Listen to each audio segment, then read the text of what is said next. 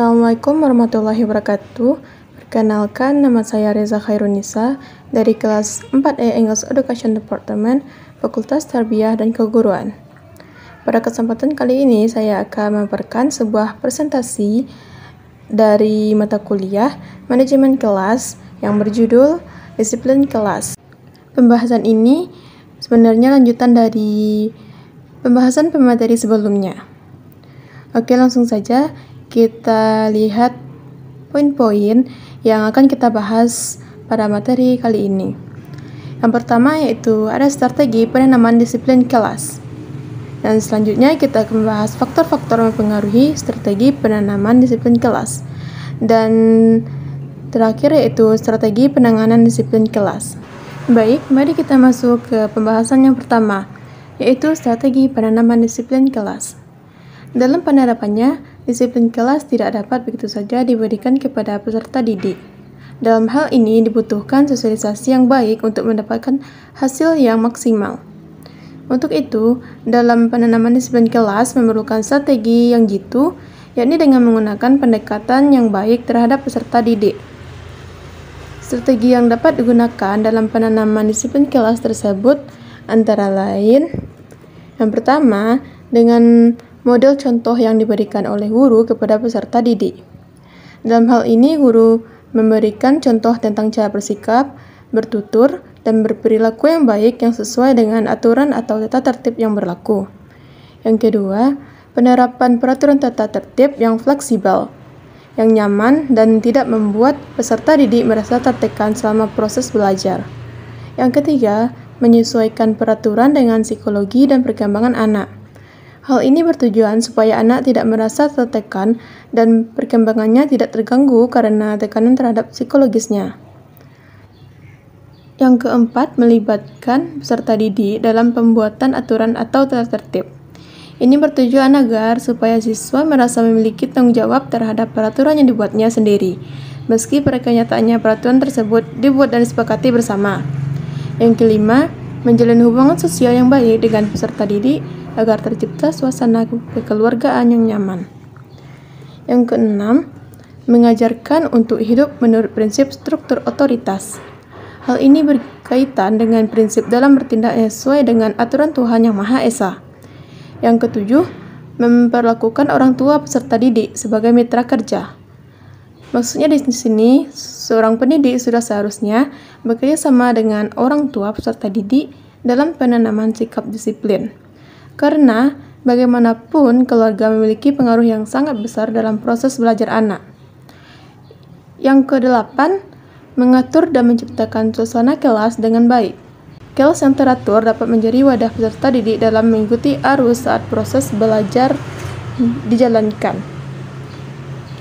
Yang terakhir yaitu pemberian reward atau penghargaan kepada siswa yang berperilaku baik. Hal ini dapat memacu siswa untuk menaati kedisiplinan. Baiklah, kita akan melanjutkan ke pembahasan yang kedua, yakni faktor-faktor yang mempengaruhi strategi penanaman disiplin kelas. Dalam proses penanaman disiplin kelas, tentu tidak terlepas dari faktor-faktor yang mempengaruhi strategi penanaman disiplin kelas itu sendiri. Faktor yang mempengaruhi tersebut tentu faktor dari dalam, internal, dan faktor dari luar, eksternal. Faktor internal meliputi faktor fisiologis, faktor psikologis, dan faktor perorangan. Faktor fisiologis merupakan faktor yang ikut berperan dalam menentukan disiplin belajar siswa. Siswa yang memiliki keadaan fisiologis yang sehat cenderung dapat melaksanakan disiplin kelas dengan baik. Yang termasuk dalam faktor fisiologis antara lain pendengaran, penglihatan, kesegaran jasmani, keletihan, kekurangan gizi, kurang tidur, dan sakit yang diderita. Sedangkan faktor psikologis, terdapat faktor yang dapat mempengaruhi proses disiplin kelas. Di antaranya, yang pertama ada minat. Minat sangat besar pengaruhnya terhadap prestasi belajar. Seorang yang tinggi minatnya dalam mempelajari sesuatu akan dapat meraih hasil yang tinggi pula. Yang kedua yaitu ada bakat. Bakat merupakan faktor yang besar perannya dalam proses belajar. Mempelajari sesuatu sesuai dengan bakatnya akan memperoleh hasil yang lebih baik. Yang ketiga yaitu motivasi. Motivasi merupakan kondisi psikologis yang mendorong seorang untuk melakukan sesuatu. Yang keempat, konsentrasi. Konsentrasi dapat diartikan sebagai suatu pemusatan energi psikis yang dilakukan untuk suatu kegiatan tertentu. Yang kelima, ada kemampuan kognitif. Tujuan belajar mencakup 3 aspek, yaitu kognitif, afektif, dan psikomotor. Namun, kemampuan kognitif lebih diutamakan, sehingga dalam mencapai hasil belajar, faktor kemampuan kognitif lebih diutamakan. Dan selanjutnya, faktor-faktor yang mempengaruhi strategi penanaman disiplin kelas yang terakhir, yaitu faktor perorangan. Faktor perorangan adalah sikap seorang terhadap suatu peraturan. Walaupun sudah mengetahui tentang ketentuan atau peraturan yang sudah ada, masih juga dilanggar atau bersikap acuh tak acuh terhadap ketentuan tersebut. Hal ini dapat dilihat dari murid-murid yang tidak mau mengindahkan peraturan digariskan baik oleh guru atau wali kelas maupun oleh sekolah. Lalu bagaimana dengan faktor eksternal? Di sini faktor eksternal memiliki 2 faktor, yaitu faktor sosial dan faktor non-sosial. Faktor sosial di sini adalah faktor manusia sebagai makhluk sosial yang berkaitan dengan keluarga, sekolah, dan masyarakat. Sedangkan faktor non-sosial meliputi lingkungan fisik. Dalam hal ini, lingkungan fisik berkaitan dengan suasana kelas atau sekolah dan sarana prasarana yang ada. Lingkungan kelas yang baik dapat membangkitkan semangat peserta didik maupun pengajar untuk melaksanakan disiplin kelas dengan baik. Namun sebaliknya, apabila lingkungan kelas maupun sekolah tidak baik dan tidak mendukung, maka persentase pelaksanaan disiplin kelas juga akan sangat kecil. Selanjutnya kita akan masuk ke pembahasan yang terakhir, yaitu strategi penanganan disiplin kelas. Dalam praktiknya, pelaksanaan disiplin kelas tidak jarang mengalami masalah. Misalnya ada oknum yang melanggar disiplin kelas yang telah disepakati. Maka dari itu, untuk mengatasi adanya gangguan tersebut, perlu adanya strategi penanganan disiplin kelas. Strategi ini dikelompokkan menjadi 3, sesuai dengan berat ringannya pelanggaran yang terjadi. Yang pertama yaitu penanganan gangguan ringan. Gangguan-gangguan ringan yang tidak mengganggu kelas memang sering terjadi. Namun, jika gangguan-gangguan kecil ini tidak segera ditangani, maka akan menjadi gangguan besar. Beberapa strategi yang dapat digunakan pendidik untuk mengatasi gangguan tersebut antara lain: pertama, mengabaikan. Gangguan kecil dan ringan yang dianggap tidak akan mempengaruhi yang lain dapat diabaikan saja. Yang kedua, menatap agak lama. Untuk mengatasi peserta didik yang melanggar bisa ditangani dengan menatapnya agak lama. Yang ketiga, menggunakan tanda non-verbal. Maksudnya di sini, penanganan bagi peserta didik yang melanggar juga dapat diatasi dengan memberikan tanda non-verbal. Misalnya dengan mengangkat tangan atau meletakkan jari di atas bibir untuk menyuruh siswa yang gaduh diam. Yang keempat, yaitu mendekati. Mendekati peserta didik yang melanggar juga dapat digunakan dalam mengatasi adanya pelanggaran yang dilakukan oleh peserta didik.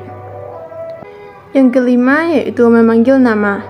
Memanggil nama siswa yang sedang melakukan pelanggaran kecil akan dapat membantu memulihkan disiplin kelas asal dilakukan secara bijaksana dan diusahakan untuk tidak membuat siswa sakit hati ataupun tersinggung. Yang keenam, mengabaikan secara sengaja. Strategi ini biasanya digunakan untuk menangani siswa yang mencari perhatian yang terlalu berlebihan. Misalnya, siswa yang berlagak pintar dan berlagak menggurui. Selanjutnya, kita akan masuk ke pembahasan penanganan gangguan berat. Gangguan berat merupakan pelanggaran yang dilakukan oleh peserta didik yang dapat mempengaruhi siswa lain dan mengganggu jalannya proses belajar. Beberapa strategi yang dapat menangani gangguan berat tersebut yaitu memberikan hukuman. Memberikan hukuman pada siswa yang melakukan pelanggaran memang masih menjadi persoalan, karena pemberian hukuman dianggap lebih banyak memberikan efek negatif dibanding dengan positifnya.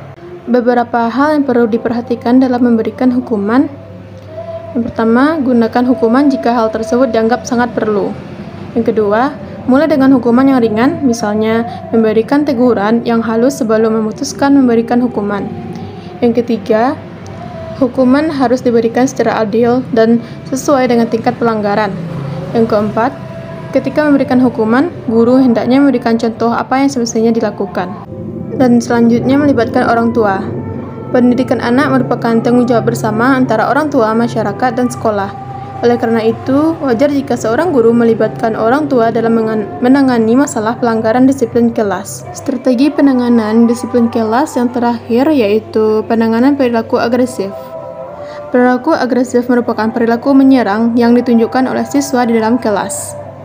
Misalnya, ada siswa yang berteriak, menyerang, atau menyakiti siswa lain, atau bahkan menyerang guru. Cara-cara yang dapat kita lakukan untuk mengatasi penanganan perilaku agresif tersebut yaitu mengubah tempat duduk. Jika ada siswa yang berkelahi dengan teman sebangkunya, maka perlu adanya perpindahan atau rolling tempat duduk agar tidak terjadi perkelahian yang dapat mengganggu suasana belajar. Selanjutnya, jangan terjebak konfrontasi atau perselisihan tidak perlu. Yang ketiga, jangan melayani siswa yang agresif dalam keadaan emosi. Melayani siswa agresif tidak dengan keadaan emosi karena dapat memperparah masalah. Yang keempat, tidak mengucapkan perkataan kasar dan tidak menghina.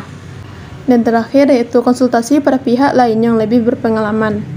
Jika guru dihadapkan pada perilaku atau pelanggaran yang membahayakan siswa lain maupun guru sendiri, sebaiknya guru segera meminta bantuan kepada orang yang sudah ahli.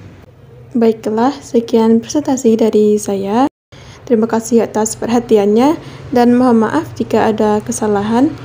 Wabillahi taufiq wal hidayah. Wassalamualaikum warahmatullahi wabarakatuh.